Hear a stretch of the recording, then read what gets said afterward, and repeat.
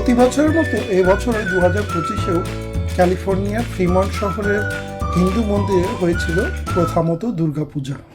আমেরিকার বেশিরভাগ পুজোতে শুধু উইকেন্ডে পুজো হলেও এই ফ্রিমন্ট দুর্গাপূজায় প্রথামতো 5 দিনে দুর্গাপূজা অনুষ্ঠিত হয়ে থাকে প্রতিবার।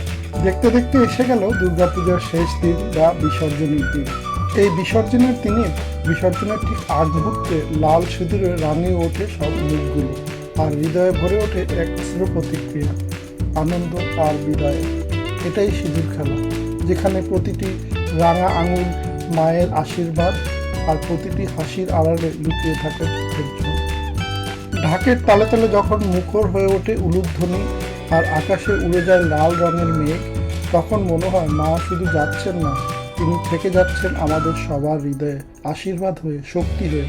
এই মুহূর্তটাই বাঙালির আত্মা, সিঁদুর খেলা, মায়ের বিদায় আর ভালোবাসার চিরন্তন বন্ধন।